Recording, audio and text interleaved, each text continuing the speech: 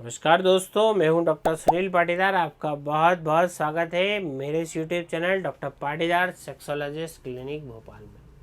दोस्तों, वेरिकोसील क्या होता है, वेरिकोसील की समस्या आखिर क्यों हो जाती है और क्या वेरिकोसील की समस्या को बिना ऑपरेशन बिना सर्जरी हम कैसे ठीक कर सकते हैं, वो कौन सी ऐसी वेरी इफेक्टिव होम्योपैथिक मेडिसिन है जिनकी मदद से हम बिना सर्जरी से ठीक कर सकते हैं। तो यही आज हम इस वीडियो में जानने वाले हैं। और इसीलिए यदि आपको वेरिकोसील की समस्या है, आप परेशान हैं इस तकलीफ से, तो ये वीडियो दोस्तों आपके लिए बहुत ही इम्पोर्टेंट रहने वाला है। इसमें मैंने बहुत डिटेल में बहुत अच्छे से मैंने समझाया है इस बीमारी के बारे में, इसके कारणों के बारे में, इसके ट्रीटमेंट के बारे में। नमस्कार दोस्तों, मैं हूँ डॉक्टर सुनील पाटीदार। आपका बहुत बहुत स्वागत है अपने इस YouTube चैनल में। दोस्तों, अभी तक यदि आपने मेरे चैनल को नहीं सब्सक्राइब किया है तो तुरंत जो है सब्सक्राइब कर लीजिए, ताकि आगे आने वाले नए और इन्फॉर्मेटिव वीडियोस के नोटिफिकेशन सबसे पहले आपको मिल सकें। चलिए दोस्तों, जानते हैं वेरिकोसील के बारे में। क्या होती है बीमारी, किसे कहते हैं वेरिकोसील।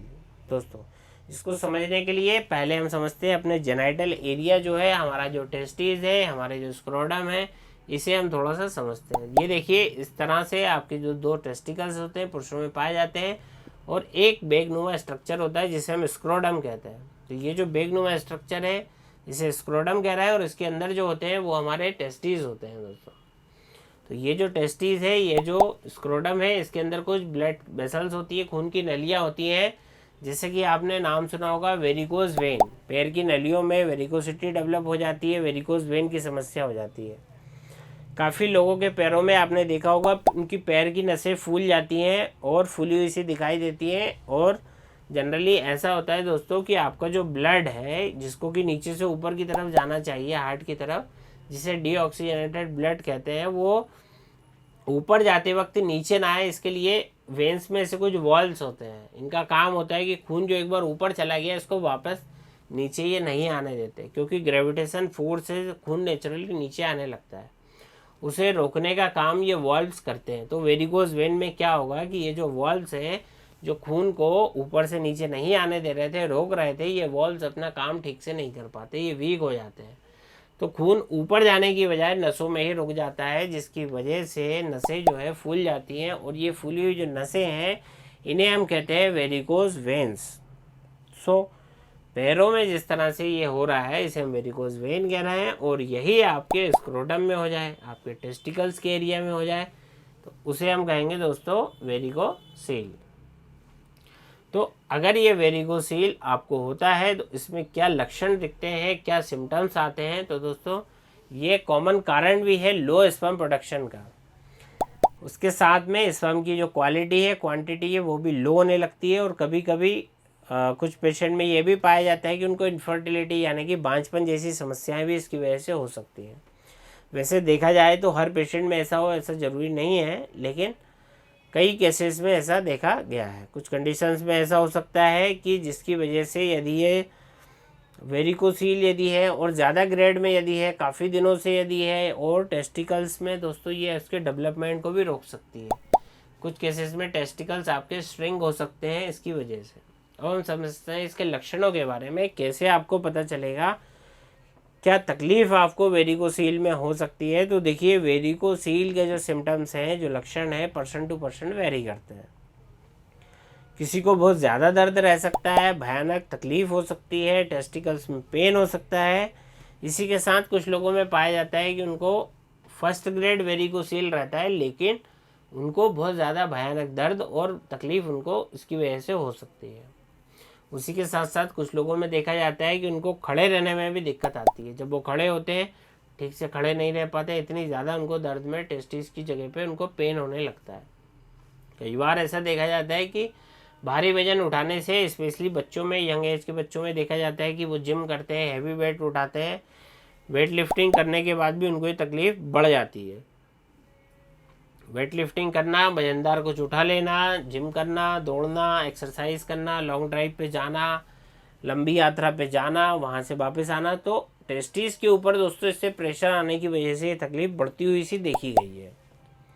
काफ़ी ऐसे पेशेंट हैं मिलिट्री फिटनेस के लिए तैयारी करते हैं, मिलिट्री में भर्ती होने के लिए एक्सरसाइज करते हैं, तो वहाँ पे भी हैवी एक्सरसाइज करने की वजह से, दौड़ने की वजह से उनको ये तकलीफ़ बढ़ जाती है। उनको ये बीमारी बहुत ज़्यादा परेशान करने लगती है और कुछ केसेस में हम देखते हैं कि उनका जो फिजिकल टेस्ट होता है इस तकलीफ़ की वजह से वो इसमें फेल भी हो जाते हैं। तो अब ये जो वेरिकोसील है, कुछ पेशेंट में ऐसा पाया जाता है कि जब वो पीठ के बल जब लेटते हैं तो इस दर्द में उनको कमी महसूस होती है और कभी कभी समय के साथ ये दर्द बढ़ भी जाता है। अंडकोश की थैली में गांठ सी, नसों में सूजन सा जो है अनुभव कुछ लोगों को इसमें होता है। अंडकोश की थैली में कुछ लोगों को गांठ जैसी महसूस होती है, नसों में सूजन का उन्हें अनुभव होता है दोस्तों। स्क्रूटम में पेन भी उन्हें काफ़ी ज़्यादा होता है। तो लक्षणों के बारे में हमने जान लिया दोस्तों कि कुछ केसेस में सीवियर होता है, कुछ में कम होता है।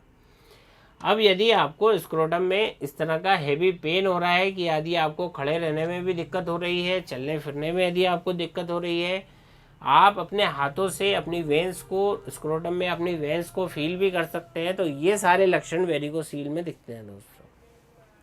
ये होता क्यों है, तो इसके कारणों के बारे में भी हमने समझ लिया कि ओवर एक्सर्शन से, ट्रैवलिंग से, कुछ वजन उठाने के काम से, जिम जाने से, दौड़ भाग करने से, लंबी यात्रा करने के बाद दोस्तों ऐसा देखा जाता है कि ये बढ़ जाती है तकलीफ़ें, लेकिन जो एग्जैक्ट कारण है ये हमें अभी तक ज्ञात नहीं है।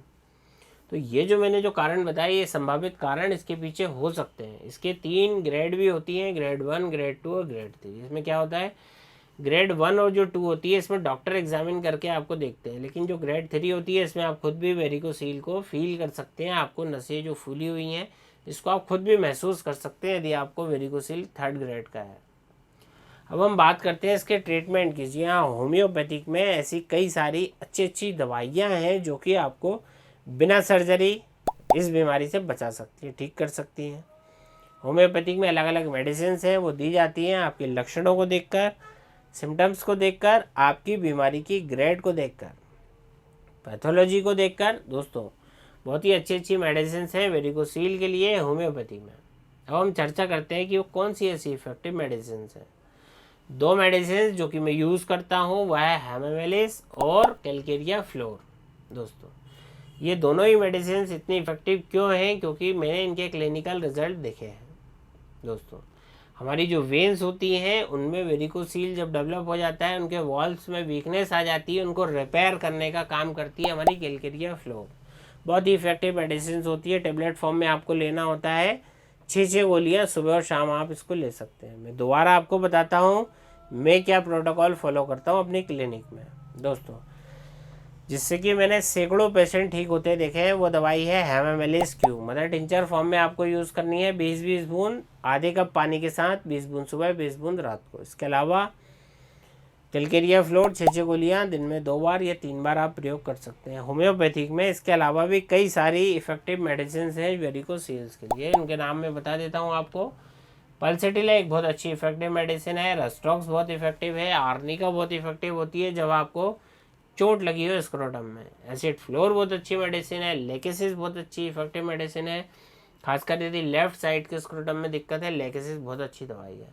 तो इस तरह बहुत सारी इफेक्टिव होम्योपैथिक मेडिसिन है, लेकिन जो 2 मेन मेडिसिन होती हैं जिनको मैं यूज़ करता हूँ, जिसके मुझे मैक्सिमम रिजल्ट मिले हैं, उसके बारे में पहले आपको बता चुका हूँ। एक और चीज़ पे मैं ये आना चाहूँगा कि जो वेरिकोसील के कारण जो है दोस्तों, कई बार हमारे जो हार्मोन लेवल है वो गिर जाते हैं। तो हार्मोन लेवल गिरने से यदि आपको इरेक्टाइल डिस्फंक्शन इसकी वजह से हो रहा है या आपको महसूस हो रहा है, तो आपको प्रयोग करनी है एग्नस कास्टस। एग्नस कास्टस को आपको मदर टिंचर में यूज़ करना है, साथ में आप यूज़ कर सकते हैं डेमियाना का मदर टिंचर। यदि आपको लो स्पर्म काउंट की दिक्कत आ रही है तो आपको यूज़ करनी है सेलेनियम 30।